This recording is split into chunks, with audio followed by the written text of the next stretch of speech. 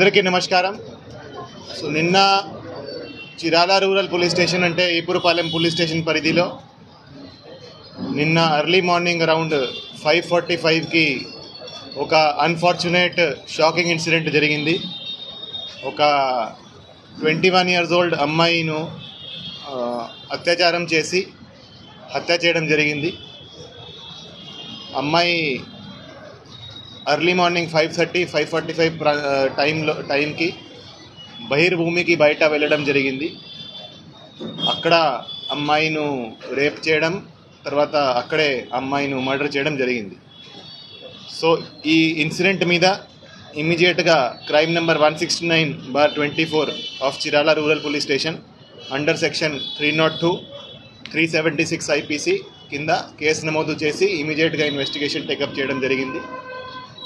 So scene of క్రైమ్ని క్షుణ్ణంగా పరిశీలించడం జరిగింది. నేను కూడా, ఐజీ గారు కూడా, అందరూ కూడా సీన్ ఆఫ్ క్రైమ్ని పరిశీలించడం జరిగింది. సీన్ ఆఫ్ క్రైమ్లో ఉన్న అన్ని ఆధారాలు, అన్ని ఎవిడెన్సెస్ సైంటిఫిక్ మేనర్లో కలెక్ట్ చేయడం జరిగింది. అక్కడ క్లూస్ టీమ్ పంపడం జరిగింది, అదేవిధంగా డాగ్ స్క్వాడ్ కూడా పంపడం జరిగింది. సో అవన్నీ ఎవిడెన్సెస్ కలెక్ట్ చేసి ఇన్వెస్టిగేషన్ టేకప్ చేయడం జరిగింది.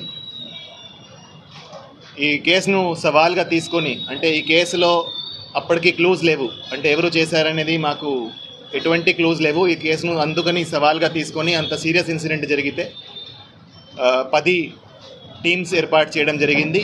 ఈ కేసు దర్యాప్తు అన్ని కోణాల నుంచి ఈ కేసు ఇన్వెస్టిగేషన్ చేయడం జరిగింది. సో మన అడిషనల్ ఎస్పీ బాపట్ల విఠలేశ్వర్ గారి ఆధ్వర్యంలో DSP Chirala and DSP Bapatla, అదేవిధంగా ఇన్స్పెక్టర్స్ అండ్ సబ్ ఇన్స్పెక్టర్స్ కింద 10 టీంలు ఏర్పాటు చేసి అన్ని కోణాల నుంచి దర్యాప్తు స్టార్ట్ చేయడం జరిగింది. ఇన్వెస్టిగేషన్ పరంగా ఈరోజు సాయంత్రం చిరాల అవుట్స్కర్ట్స్లో హై రెస్టారెంట్ దగ్గర 3 ముద్దాయిలని అరెస్ట్ చేయడం జరిగింది. ఈ 3 ముద్దాయిలు ఈపురపాలెం విలేజ్కే, సేమ్ విలేజ్కి చెందిన వాళ్ళే. A1 Devarakonda Vijay, A2 Karanki Mahesh and A3 Devarakonda Srikanth. So వీళ్ళు ముగ్గురికి ఇంతకుముందు కూడా వాళ్ళ మీద కొన్ని కేసులు, క్రిమినల్ కేసులు ఉన్నాయి. ఎవరైతే A1 and A2 ఉన్నారో వాళ్ళు ఆ రోజు ఎర్లీ మార్నింగ్ అరౌండ్ 5 గంటలకి అదే ప్రాంతంలో, ఆ రైల్ పట్టాల దగ్గర మందు తీసుకొని అక్కడ వాళ్ళు డ్రింక్ చేస్తున్నారు. సో వాళ్ళు నార్మల్గా అదే ప్రదేశంలో తరచుగా డ్రింక్